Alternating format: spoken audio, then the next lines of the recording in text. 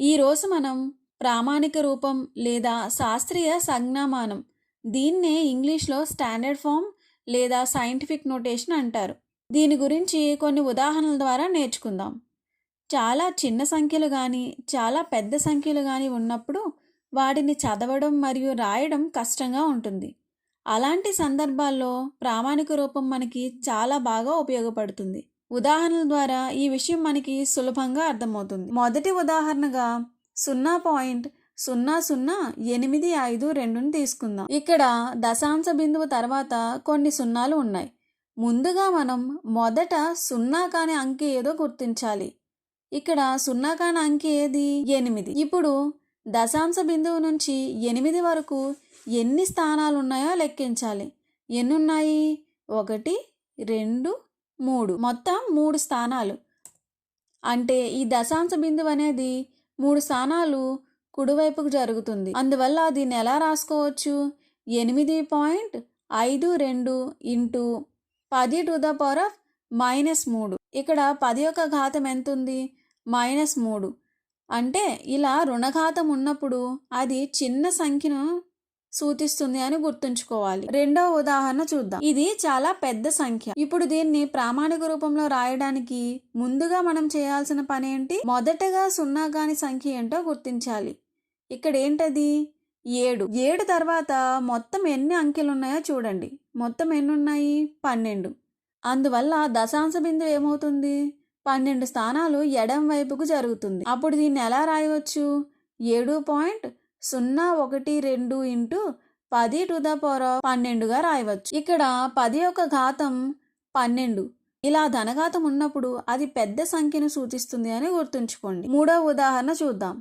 0.000500. ఇది కూడా చాలా చిన్న సంఖ్య. దీన్ని ప్రామాణిక రూపంలో రాయడానికి మొదటి సున్నా కాని అంకె ఏంటి? 5. దశాంశ బిందువు నుంచి 5 వరకు ఎన్ని స్థానాలు ఉన్నాయి? 14 ఉన్నాయి. మొత్తం 14 సున్నాలు ఉన్నాయి. కాబట్టి దశాంశ బిందువు అనేది 14 స్థానాలు ముందుకు జరుగుతుంది. అందువల్ల దీన్ని ఎలా రాసుకోవచ్చు? 5 ఇంటూ 10⁻14గా రాసుకోవచ్చు. ఇప్పుడు మరొక ఉదాహరణ చూద్దాం. ఉదాహరణ 4. 723. ఇది ఒక సాధారణ సంఖ్య అయినప్పటికీ దీన్ని కూడా మనం ప్రామాణిక రూపంలో రాయవచ్చు. దీనికోసం ముందుగా మనం మొదటి అంకె ఏమిటో చూద్దాం. మొదటి అంకె ఏముంది? 7 ఉంది. 7 తర్వాత ఎన్ని స్థానాలు ఉన్నాయి? 2 స్థానాలు ఉన్నాయి. కాబట్టి మనం దీన్ని ఎలా రాయవచ్చు? 7.23 ఇంటూ 10⁻². అంటే ఇక్కడ మనం దశాంశ బిందువు తర్వాత ఎన్ని స్థానాలు ఉన్నాయి? 2 స్థానాలు ఉన్నాయి.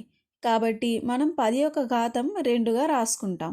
ఈ విధంగా 723ని 7.23 ఇంటూ 10⁻² అని ప్రామాణిక రూపంలో రాయవచ్చు. ఇంకొక ఉదాహరణ చూద్దాం. అది 0.6. ఇక్కడ మొదట సున్నా కాని అంకె ఏమిటి? 6. దశాంశ బిందువు తర్వాత ఒకే ఒక స్థానం ఉంది. కాబట్టి మనం దీన్ని ఎలా రాసుకోవచ్చు? 6 ఇంటూ 10⁻⁻1గా రాసుకోవచ్చు. ఈ 10⁻⁻1 అంటే ఎంత? 1/10. కాబట్టి ఇది ఏమవుతుంది? 6/10 అవుతుంది. అంటే ఇది మనకి 6తో 10ని భాగిస్తే వచ్చే విలువకు సమానం. మరొక ఉదాహరణ చూద్దాం. 8, 2, 3, 1, 2, 8 సున్నాలు. ఇప్పుడు ఈ సంఖ్యను ప్రామాణిక రూపంలో రాయడానికి ముందుగా మనం చేయవలసిన పని ఏమిటి? మొదట సున్నా కాని అంకెను గుర్తించాలి. ఇక్కడ మొదట సున్నా కాని అంకె ఏముంది? 8. కాబట్టి ఇప్పుడు 8 తర్వాత ఎన్ని స్థానాలు ఉన్నాయో చూద్దాం. ఎన్ని ఉన్నాయి? 10. అందువల్ల దీన్ని ఏ విధంగా రాయవచ్చు?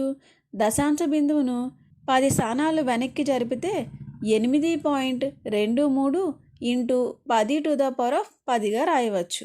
వీటన్నింటిని బట్టి మనం ఒక విషయం అర్థం చేసుకోవచ్చు. అదేంటంటే రుణఘాతాంకం మైనస్ ఉంటే అది చిన్న సంఖ్య అని, ధనఘాతాంకం ప్లస్ ఉంటే అది పెద్ద సంఖ్య అని గుర్తుంచుకోండి. ఇప్పుడు సంఖ్యలను ప్రామాణిక రూపంలో మార్చి గుణకారాలను సులువుగా ఎలా చేయవచ్చో నేర్చుకుందాం. ఇందుకోసం మొదటి ఉదాహరణగా 0.506405 ఇంటూ 3, 2, 10 సున్నాలు. ఒకటి చిన్న సంఖ్య, రెండవది చాలా పెద్ద సంఖ్య. ఈ రెండు సంఖ్యలను మనం ఇప్పుడు గుణించాలి. మనం సాధారణంగా గుణించాలి అంటే చాలా ఎక్కువ సమయం పడుతుంది మరియు మనకి ఇక్కడ ఎక్కువ సున్నాలు ఉన్నాయి కాబట్టి ఏదైనా సున్నా మిస్ చేస్తే సాధన మొత్తం మనకి తప్పయ్యే అవకాశం ఉంటుంది. కాబట్టి ఇప్పుడు మనం ఏం చేయొచ్చు, ముందుగా వీటిని ప్రామాణిక రూపంలోకి మార్చుదాం. దీనికోసం మొదటి సంఖ్యను తీసుకుంటే మొదటి సంఖ్యలో మొదటగా సున్నా కానీ అంకె ఏముంది, 6. కాబట్టి దశాంశ బిందువు ఏమవుతుంది, 6 తర్వాతకి జరుగుతుంది. అంటే ఇప్పుడున్న దశాంశ బిందువు తర్వాత ఎన్ని స్థానాలు ఉన్నాయి, 5 సున్నాలు 1 6, అంటే మొత్తం 6 స్థానాలు ఉన్నాయి. అందువల్ల మనం దీన్ని ఎలా రాసుకోవచ్చు, 6.4 ఇంటూ 10⁻⁻6. ఇక్కడ దశాంశ బిందువు అనేది కుడివైపుకు జరుగుతుంది మరియు ఇది చిన్న సంఖ్య కాబట్టి మనకి ఘాతాంకం అనేది -6గా రుణఘాతాంకంగా ఉంటుంది. అలాగే రెండో సంఖ్యని చూస్తే మొదటిగా సున్నా కానీ అంకె ఏముంది, 3. ఇప్పుడు 3 తర్వాత ఎన్ని స్థానాలు ఉన్నాయి, 2 10 సున్నాలు, అంటే మొత్తం 11 స్థానాలు. ఇప్పుడు దీన్ని ఎలా రాసుకోవచ్చు, ఇంటూ 3.2 ఇంటూ 10⁻11గా రాసుకోవచ్చు. ఇప్పుడు చూసినట్లయితే ఈ సంఖ్యలను గుణించడం అనేది కొంచెం సులువుగా అనిపిస్తుంది. మొదటగా మనం చేయాల్సింది సంఖ్యలను గుణించాలి. అంటే ఈజ్ ఈక్వల్స్ టు 6.4 ఇంటూ 3.2. తర్వాత మనం చేయాల్సింది 10 యొక్క ఘాతాలను గుణించడం. అంటే 10⁻⁻6 ఇంటూ 10⁻11. ఇప్పుడు సంఖ్యలను గుణిద్దాం. అంటే 6.4 ఇంటూ 3.2. దీన్ని మనం సాధారణ గుణకారంలా చేస్తే 4 ఇంటూ 2 8, 4 ఇంటూ 3 12. అలాగే 6తో కూడా గుణిస్తే 6 ఇంటూ 2 అంటే 12, కాబట్టి 2. 6 ఇంటూ 3 ఎంత, 18. 18 మనకు ముందుగా ఉన్న 1 కలిపితే 19. ఇప్పుడు ఈ రెండు విలువలను కలిపితే 8, 2 + 2 అంటే 4, 1 + 9 అంటే 10. కాబట్టి 0 మరియు 1 + 1 అంటే 2. ఇక్కడ దశాంశ బిందువు అనేది 6.4లో 6 తర్వాత ఉంది. అలాగే 3.2లో 3 తర్వాత ఉంది, అంటే ఒక్కొక్క స్థానం తర్వాత. కాబట్టి మనం ఇక్కడ దశాంశ బిందువును 2 స్థానాల తర్వాత పెట్టుకుంటే ఇదేమవుతుంది, 20.48. ఇప్పుడు 10 యొక్క ఘాతాంకాలు ఉన్న సంఖ్యలను చూస్తే భూములు 2 సమానంగా ఉన్నాయి. కాబట్టి ఘాతాంక న్యాయం ప్రకారం భూములు సమానంగా ఉన్నప్పుడు ఘాతాంకాలను కలపాలి. అందువల్ల ఇది ఏమవుతుంది, 10⁻⁻6 + 11 ఈజ్ ఈక్వల్స్ టు 11 - 6 అంటే ఎంత, 5. కాబట్టి 10⁵ ఇంటూ 10⁵. ఇప్పుడు మనం 10తో గుణించి 10తో భాగించి చూద్దాం. అంటే 10⁵ ఇంటూ 10. అలాగే ఇక్కడ 10తో గుణించాం కాబట్టి 10తో భాగిస్తే 1/10 ఇంటూ 20.8గా అయింది. ఇక్కడ మనం 10తో గుణించాము, అలాగే 10తో భాగించాం కాబట్టి 10 10 క్యాన్సిల్ అయితే మనకి విలువ ఏమీ మారదు. ఇప్పుడు దీన్ని సరళీకరిస్తే 20.48/10 అంటే ఏమవుతుంది, దశాంశ బిందువు ఒక స్థానం ఎడం వైపుకు జరిగి 2.048 గాను మరియు 10⁵ ఇంటూ 10⁻1 అంటే ఎంత, 10⁻6. ఇది మనకు కావాల్సిన తుది సమాధానం. ఇప్పుడు భాగాహారానికి ఒక ఉదాహరణ చూద్దాం. 3.2 into 10⁻11 is divided by 6.4 into 10⁻⁻6. గుణకారానికి చేసిన విధంగానే ముందుగా మనం సంఖ్యలను భాగాహరిద్దాం. Is equals to 3.2/6.4 into 10⁻11/10⁻⁻6. ఇక్కడ సంఖ్యలను భాగాహరిస్తే ఈజ్ ఈక్వల్స్ టు 1/2గా వస్తుంది. ఇంటూ ఇక్కడ మనకి భూములు సమానంగా ఉన్నాయి కాబట్టి భాగాహార ఘాతాంక న్యాయం ప్రకారం మనము ఘాతాంకాలను ఏం చేయాలి, మైనస్ చేయాలి.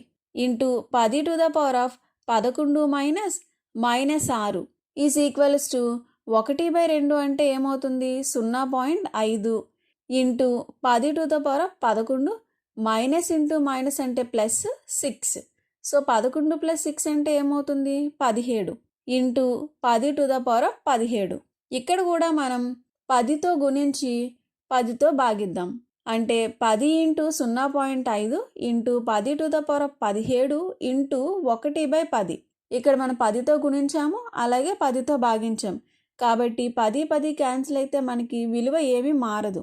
ఈజ్ ఈక్వల్స్ టు 10 ఇంటూ 0.5 అంటే 5.